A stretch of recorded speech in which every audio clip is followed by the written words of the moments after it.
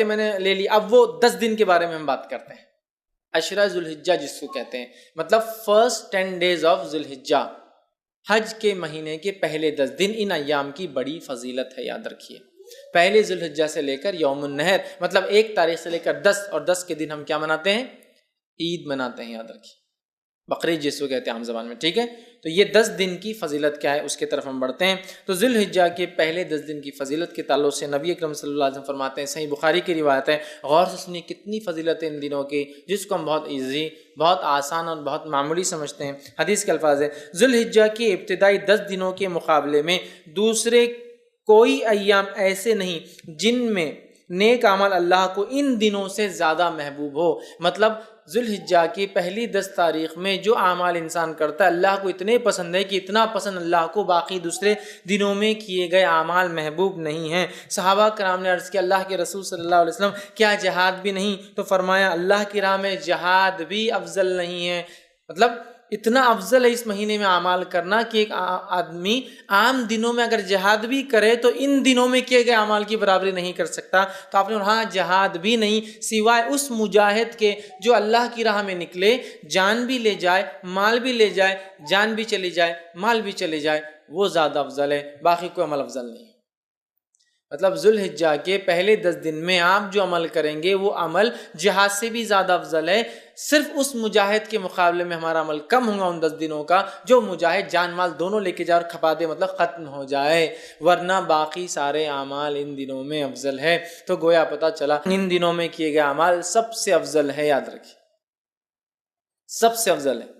تو آپ جب پتہ چل گیا سب سے افضل ہے تو ہمیں خوب کوشش کرنا چاہیے۔ اور اس کے تعلق سے حافظ ابن حجر عسقلانی رحمہ اللہ لکھتے ہیں کیوں اللہ نے ان ایام کو سب سے افضل بنایا ہے، اور بڑی اچھی بات لکھتے ہیں، اور بڑی اچھی حکمت وہ لکھتے ہیں، اور وہ فرماتے اور کہتے ہیں اللہ تعالیٰ نے عشرہ ذوالحجہ، پہلے ذوالحجہ کے پہلے 10 دنوں کو اس لیے فضیلت اور شان اور شوکت بخشی ہے، اس کا سبب یہ وہ لکھتے ہیں یہ وہ دن ہیں جن میں ساری عبادتیں ایک ساتھ مل جاتی ہے۔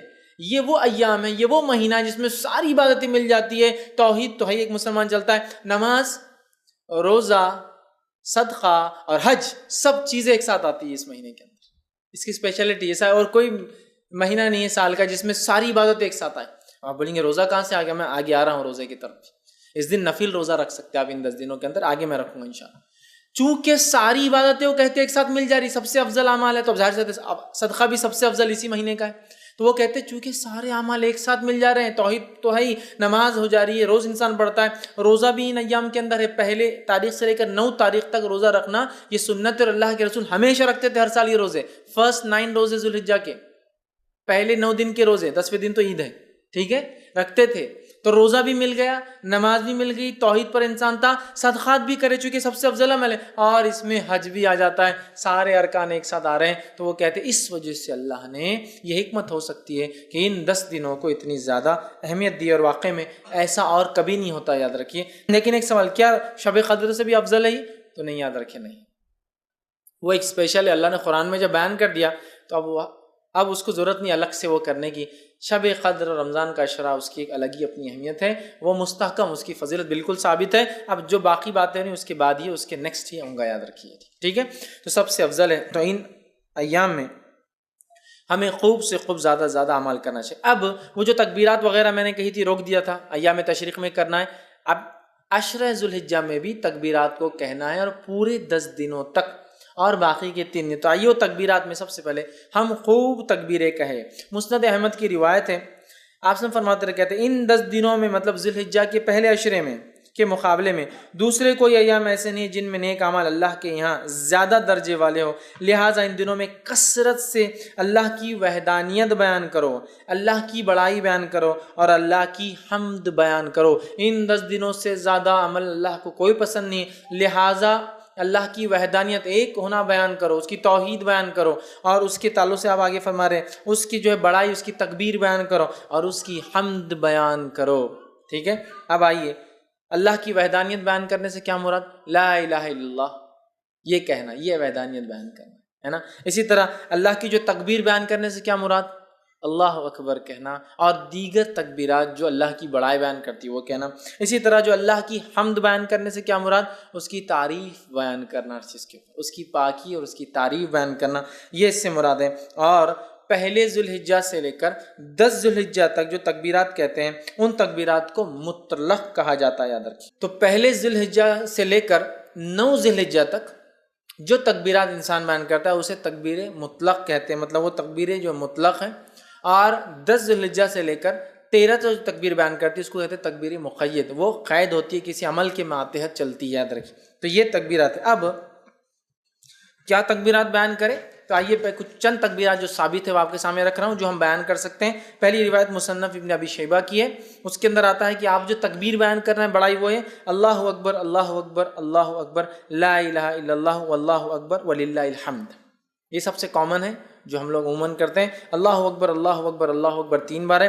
لا الہ الا اللہ، نہیں کوئی معبود سوا اللہ، اللہ بڑا ہے اللہ بڑا ہے اللہ بڑا ہے، نہیں ہے کوئی معبود سوا اللہ کے، واللہ اکبر اور اللہ بڑا ہے، وللہ الحمد اور ساری تعریف اللہ کے لیے۔ تکبیر اور اللہ کی حمد دونوں ایک ساتھ آ گئی، یہ سب سے مشہور اور معروف ہے، یہ آپ پڑھ سکتے ہیں۔ دوسرا جو پڑھ سکتے ہیں جو ثابت ہے وہ یہ ہے الفاظ اللہ اکبر کبیرہ، ٹھیک، اللہ اکبر کبیرہ والحمد للہ کثیرہ وسبحان اللہ بکرۃ واصیلہ۔ دوسرا آپ یہ کر سکتے ہیں اللہ اکبر کبیرہ والحمد للہ کثیرہ وسبحان اللہ بکرۃ واصیلہ، یہ آپ دوسرا کر سکتے ہیں۔ تیسرا آپ جو کر سکتے ہیں اللہ اکبر اللہ اکبر اللہ اکبر کبیرہ، اللہ اکبر اللہ بڑا اور اللہ سب سے بڑا ہے، یہ بھی ثابت اللہ اکبر اللہ اکبر کبیرہ، ٹھیک ہے۔ اس کے علاوہ جو ثابت ہے فتح الباری میں جو روایت آتی ہے اس میں یہ ہے اللہ اکبر اللہ اکبر کبیرہ اللہ اکبر، یہ الفاظ بھی جو ہے آپ ادا کر سکتے ہیں۔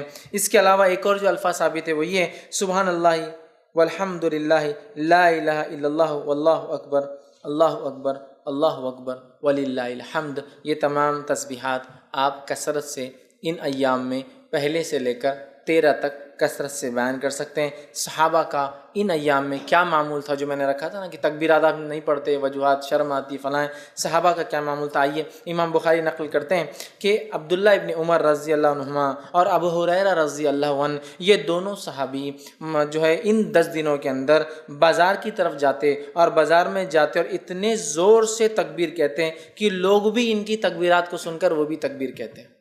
اب اگر ہمارے دور میں کوئی تکبیر بولتا گیا تو وہ ایک تو پاگل ڈکلیئر ہو جائیں گا، ایکسٹرا آرڈنری، حد سے زیادہ کہے کو دکھاوا کر رہے بھیا تم، یہ کرنا والی چیز ہے۔ اگر یہ دکھاوا ہوتی تو صحابی کبھی نہیں کرتے تھے، یہ کرنے والے اعمال، تو یا تو وہ ہو جائیں گا یا تو پھر اللہ کا ولی ڈکلیئر ہو کے عام لوگوں سے بڑا ہو جائے گا، اللہ کا ولی بھائی ہم نہیں کر سکتے، نیکسٹ آگے یہ ہو جائیں گا معاملہ۔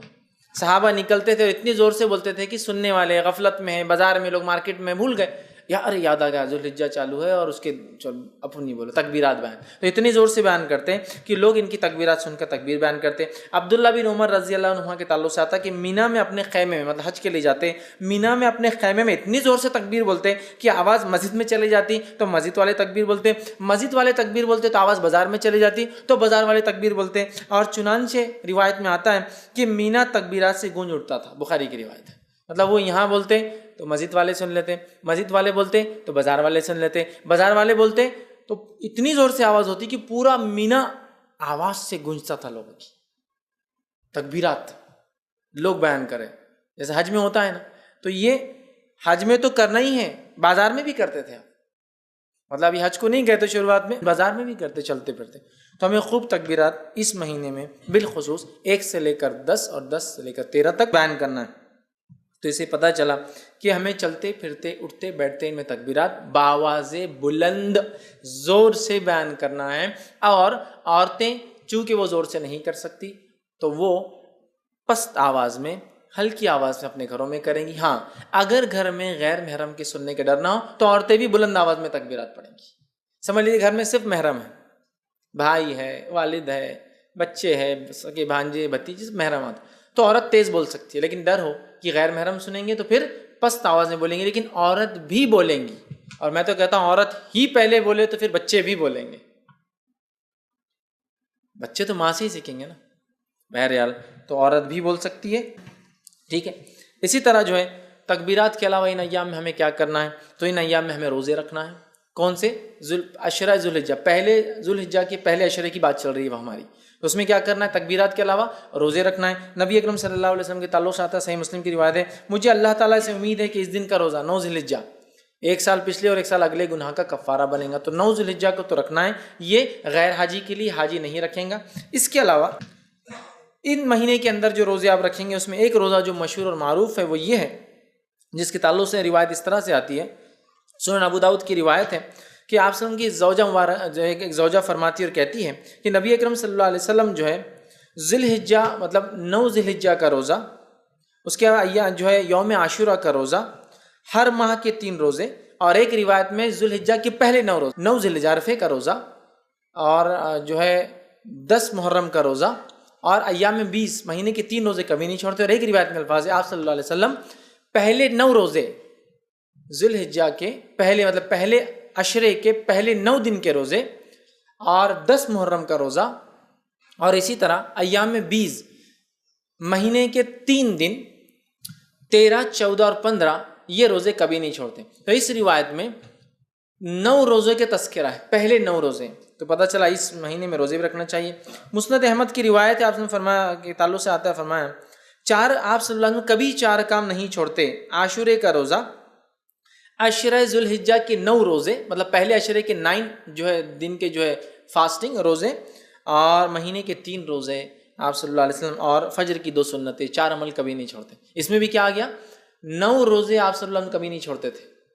تو عشرہ ذوالحجہ میں روزہ بھی رکھیے، تکبیرات، روزہ 9 روزے رکھ سکتے ہیں، 9 نہ بھی ہو پائے تو کم از کم ایک تو ضرور رکھیے، عرفے کے دن کا روزہ. ٹھیک ہے، یہ بھی جو ہے اس میں عمل کرنا ہے. اس کے علاوہ چونکہ اس مہینے میں کیے گئے سارے اعمال افضل ہے، لہٰذا نفل نماز کا خوب اہتمام کرے. نفل نماز کے فائدے جو آتے ہیں صحیح مسلم کی روایت میں اس طرح سے آتے ہیں: اللہ تعالیٰ کے لیے اپنے سجدوں کو لازم کر لو، بے شک جب بندہ سجدہ کرتا ہے تو اللہ سبحانہ تعالیٰ کہ اللہ جو ہے سجدے کے ذریعے اپنی طرف تیرا ایک درجہ بلند کرتا ہے، اور اس سجدے کے ذریعے تیرا ایک گناہ مٹا دیتا ہے، اور یہ سال کے ہر وقت ہو سکتا ہے. تو لہٰذا یہ نفل نماز کے فضائل ہے. تو خوب ان مہینوں میں کیا کریں ہم؟ زیادہ سے زیادہ پہلے تو 9 روزے رکھنے کی کوشش کریں، کچھ نہ تو ایک نفل نمازوں میں اہتمام. فرض تو بہرحال کرنا ہی ہے، اس میں کوئی شک ہی نہیں ہے. نفل نمازوں کا کثرت سے اہتمام، اسی طرح تلاوت قرآن کا کثرت سے اہتمام، اس لیے کہ ہر حرف پہ 10 نیکی ہے، اور اس سے زیادہ کیا بہتر ہو سکتا ہے کہ ہم ذی الحجہ کے پہلے عشرے میں یہ عمل کریں جو سب سے زیادہ افضل عمل ہے. تو آپ وہ کیجیے. صدقہ دینا، اس لیے کہ صدقہ ایک بڑا افضل عمل ہے، صدقہ بھی دیجیے، اس لیے کہ اس 10 دن میں کیے گئے عمل سب سے افضل ہے. لہٰذا خوب جو ہے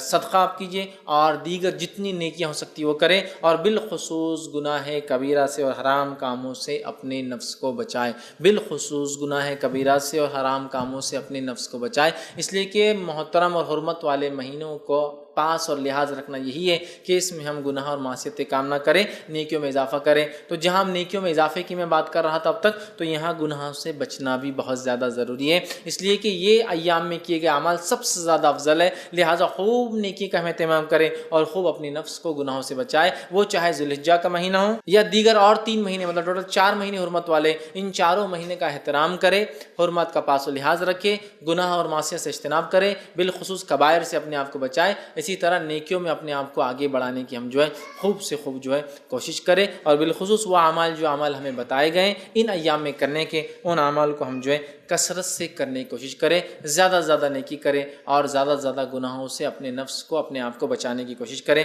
اب آئیے آخر چند کلمات کہ ان ایام میں جو مخصوص دن ہیں ان کے کچھ نام آپ کے سامنے رکھ دیتا ہوں تاکہ بات سے واضح ہو جائے. جو ہے پہلے عشرے کو جو ذی الحجہ کا ہوتا ہے یا ذی الحجہ کا ہوتا ہے اسے کہتے ہیں عشرہ ذی الحجہ. تو عشرہ ذی الحجہ، عشرہ کا معنی 10 ہوتا ہے، تو عشرہ ذی الحجہ بولے تو بعد کے 10 دن یا آخر کے 10 دن نہیں یاد رکھیں. جب بھی روایت میں آئیں گا عشرہ ذی الحجہ تو معنی ہے پہلے 10 دن، فرسٹ 10 days. ٹھیک ہے. اس کے علاوہ دوسرا جو ہے یوم الضحیٰ، یہ جو ہے عید الاضحیٰ کے دن کو کہتے ہیں یوم الضحیٰ. اسی طرح جو ہے ایک اور دن ایام معلومات، جو ہم نے ابھی دیکھا قرآن کی آیت میں جو ہے، جو سورہ حج کی آیت میں 27 میں، وہ ہے 10، 11، 12 اور 13. یہ ایام معلومات ہیں، ان کو ایام معلومات بھی کہا جاتا ہے. کہ ایام معلومات مطلب 10 ذی الحجہ، 11 ذی الحجہ، 12 اور 13 ذی الحجہ. اسی طرح ایام تشریق 11 ذوالحجہ، 12 ذوالحجہ اور 13 ذوالحجہ کو کہا جاتا ہے. اسی طرح یوم عرفہ 9 ذوالحجہ کو یوم عرفہ کہا جاتا ہے. اسی طرح یوم النہر 10 ذوالحجہ کو، عید کے دن. یوم النہر مطلب قربانی کا دن، خون بہانے کا دن. تو یوم النہر 10 ذوالحجہ کو کہا جاتا ہے، عید کے دن کو کہا جاتا ہے. اسی طرح جو ہے یوم الترویہ کہا جاتا ہے 8 ذوالحجہ کو، جب جو ہے حاجی جو ہے مینا میں جو قیام کرنے آتے ہیں. اور یہ بات جو ہے سنن ابو داؤد میں آتی ہے، تو اس کو یوم الترویہ کہتے ہیں، جو 8 ذوالحجہ ہوتے ہیں. تو یہ چند نام ہیں. اسی طرح جو ہے لیلۃ الحسبہ کہتا ہے، ایام تشریق کے بعد جو ایک رات آتی 14 کی، اس کو لیلۃ الحسبہ کہتے ہیں. تو یہ چند نام تھے جو ان دن میں ایام تشریق، یوم النہر، عید الاضحیٰ اور اس طرح سے ہم لوگ سنتے ہیں عام طور سے. تو یہ وہ چند چیزیں تھیں جو میں نے بہتر سمجھی کہ آپ کے سامنے